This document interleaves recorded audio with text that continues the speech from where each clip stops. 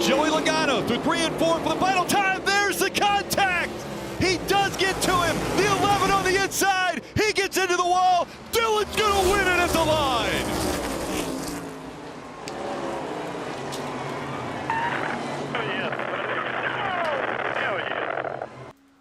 This has to be one of the worst ways to win a race in NASCAR history. Austin Dillon pulled a dirty, if not the dirtiest move ever in NASCAR. Austin Dillon throws it into turn 3, hits Joey Logano, and wrecks him. That's taking out the leader, and if that isn't bad enough, Denny Hamlin actually passes Austin Dillon, and then Austin Dillon hooks him right into the wall to win the race. Thankfully, Austin Dillon did not keep his playoff spot after this, but my gosh, was that horrible. You know, I felt like with 2 to go, we were the fastest car. Obviously, had to have a straightaway, and Ricky wrecked the guy. I hate to do that, but sometimes you just got to have it, and I got to thank the good Lord above. It's been tough for the last 2 years, man, and I care about RCR and these fans, and my wife, and this is my first for my baby girl. It means a lot. It is, I hate it, but I had to do it. What are your thoughts on what happened down there? It's chicken. There's no doubt about it. He's 4 car lengths back, not even close. Then he wrecks the 11 to go along with it. And then he's going to go up there and thank God and praise everything with his baby. It's a bunch of BS. It's not even freaking close. I mean, dude, I get it, bump and run. I get it. I didn't back up the corner at all. He came in there and just drove through me. It's ridiculous. Well, he's trying to, Alan, but he says the car is loose in and loose off. And that's been the first time all night that they've really felt like that's been a handling issue that's detrimental to him, and he gets caught in the back end and into the wall. Johnson in trouble. Montoya also goes around. Caution number 10. He locked it up. Brakes. Yeah, his car was loose getting down in there. He tried to drive it in and just locked up the front tires. That just slid up into the 48.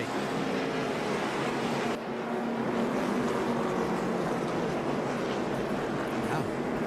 He sideways to get to it. He had to work hard to get there. Took some talent.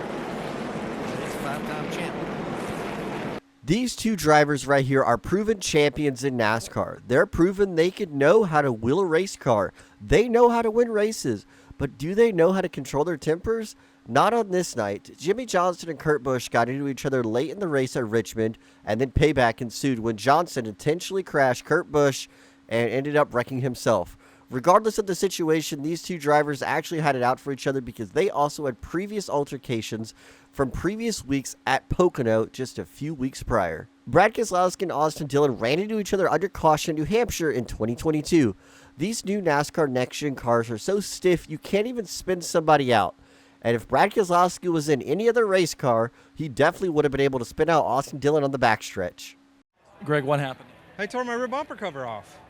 You know, I had to come in and had to go to the tail end of the longest line. And, you know, he said it's obviously he didn't do it on purpose, but he ran into the back of my car and tore the thing off.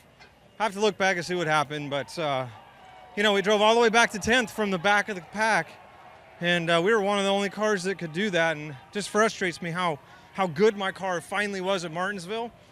And, you know, we have to come out of here 10th, you know, driving from the back all the way on the last run of the day. So that was pretty frustrating. We passed a lot of guys, you know, to get there, but it was a good run. What'd you tell him when you first went to him? I told him I wasn't very happy with that. And, you know, he knows I wasn't very happy out there racing on the racetrack, but that's the way it goes. On the black flag. He's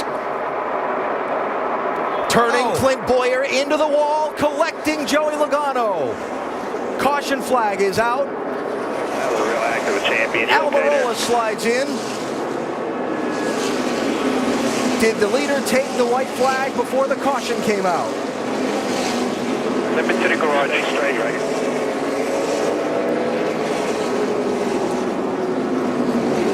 Fire's gone. Fire's gone. Yeah, the fire's back. Late laps retaliation. Yellow fire if you want to stop right there. There's a fire truck that get to you if you stop right there.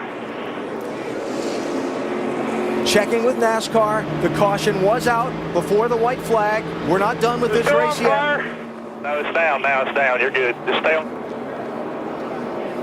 And mayhem in the late laps here at Phoenix. You saw the first incident that cut the tire with Jeff Gordon, put him into the wall.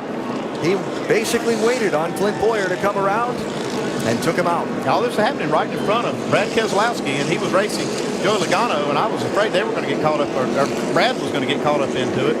He somehow got through it. Jeff has been summoned to the NASCAR hauler for a post-race visit. Well, they said they were going to let him have at it. That's having at it right there. That's a year's worth of frustration. Oh, conflict. The Cruiser in it.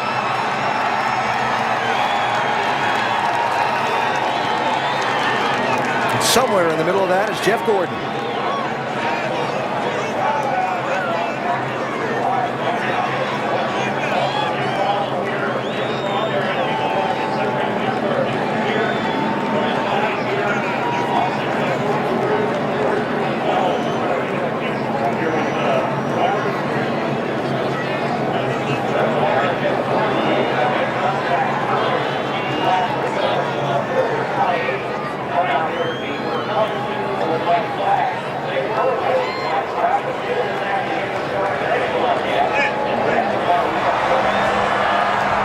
I'm sure Clint Bowyer wants his opportunity at this. Can't really blame him.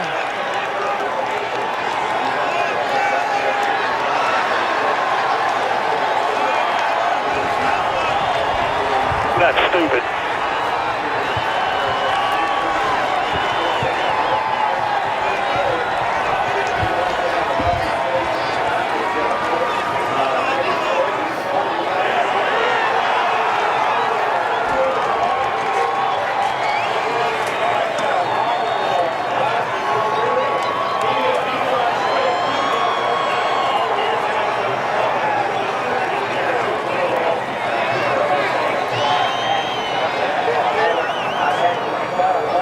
Yeah, the tempers have boiled over here in Phoenix after late race contact between Jeff Gordon and Clint Bowyer, and then a payback. And there are going to be a lot of visitors to the NASCAR transporter after the race. This is probably one of the greatest fights in NASCAR history. Clint Bowyer runs a marathon to catch Jeff Gordon, and honestly, he had the right to do so. Clint Bowyer had the opportunity to win a championship, and Jeff Gordon took that away. Bowyer actually could have had a legitimate shot at winning the title in 2012 if it wasn't for this accident. But unfortunately for Clint Bowyer, we will never know the outcome of what could have happened since Jeff Gordon intentionally crashed him at Phoenix, and then the entire pit crews went at it fist to fist. Martinsville plays host to the craziest races every year, and in 2023, it played host to one of the wildest playoff races I've ever seen personally.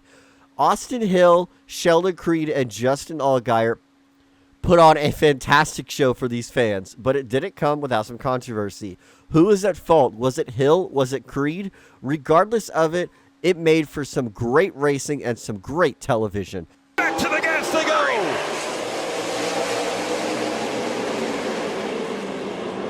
Way up the racetrack goes Hill.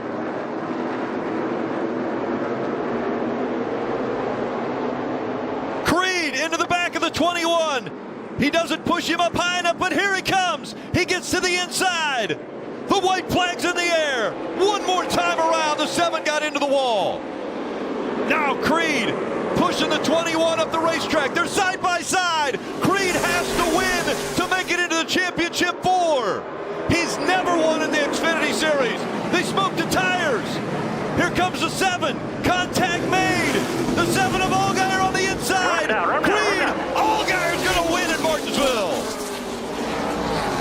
And they wreck on the front stretch. Big contact. Creed battling. Smith's got. Oh, he missed it.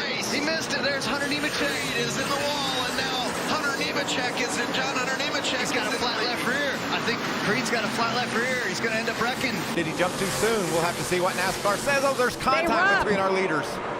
Now will Eckes move the 17? Yes, he will. He move moves the 17. Taylor Gray up the track. Christian Eckes takes over the lead. Here comes Ben Rhodes in second. On those tires. In second on the last corner. That may be the key to who wins this race. Look at this battle for the lead. They both wash up the racetrack. And Chase Purdy, where'd he come from? After dominating almost the entire season of 2024 Truck Series season, Christian Eckes wanted to make some enemies, I guess, the final race before the championship race. And honestly, he did it in the most cleanest but dirtiest way possible. He moved two guys who were trying to win their way in to the championship race at Phoenix. Ultimately, Eckes was able to pick up the win, but this was a controversial moment. Just got done talking about that Menards car. You know, they had brake issues early. Oh, we got. Oh, wow. Cole Custer to 0-0 up in the defense really hard. Austin Hill behind him. And he's upset. We're still Austin's had a hard time. We give him a thumbs up. No caution. That's a different finger. Well, put your thumb back on the wheel there for just a second. There's going to be the caution right there. If both hands were on the wheel, I think the outcome was going to be the same. I agree. I like the thumbs up. I don't know that I've ever got a thumbs up from someone in that kind of situation. Yeah, I think the right front was. Yeah, you see the car kind of go straight there. I think the right front got cut down from the contact on the front stretch, which wound up wrecking both those cars. It was hard to tell what happened there down the straightaway. I don't. Obviously, they made contact, but I'm not sure if someone turned down or came up. It was a little tough to tell from the in-car. And obviously, Cole Custer did not know what happened there. You know, so Cole's saying, "What are you mad at me for? You just ran me into the wall because the right front blew out." So Cole's giving him the thumbs up, like, "Yeah, thanks for ruining my day." Austin Hill's over there saying, "Because of you, my right front's down. Thanks for ruining my day." They obviously neither one knows the whole story yet, but here we're gonna see in-car Cole.